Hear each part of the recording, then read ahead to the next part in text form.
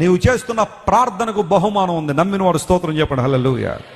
There is a reward for your faith. నీ విశ్వాసానికి దేవుని దగ్గర బహుమానం ఉంది ఖచ్చితంగా. విశ్వసించే వాళ్ళని లోకం కొన్ని సందర్భాల్లో వెర్రివారిగా చూడొచ్చేమో, కానీ you have a great reward for your faith. ఏ విశ్వాసం అయితే నువ్వు దేవుని మీద పెట్టుకుని అడుగు జాడలో నడిచి వెళ్ళిపోతున్నావో అదే విశ్వాసం దేవుడు ఆనర్ చేస్తాడు ఖచ్చితంగా. నీ నమ్మికను బట్టే నీకు జరుగుద్ది అన్నాడు. స్తోత్రం చెప్పండి. హల్లెలూయా. There is a reward for your hard work in the kingdom and the vineyard of God. దేవుని యొక్క ద్రాక్ష తోటలో నీవు చేసే పనికేముంది? ఖచ్చితంగా ప్రతిఫలం ఉంది.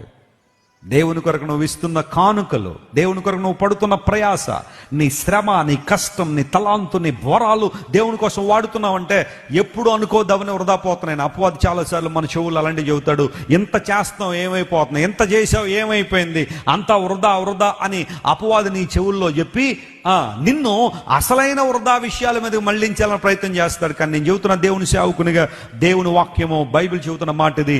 యేసయ్య నామం పేరిట నువ్వు చేసే ఏ పని కూడా వృధా కాదు. స్తోత్రం చెప్పండి. Hallelujah. There is a reward for you. నీ కొరకు ఏముంది? కిరీటం ఉంది.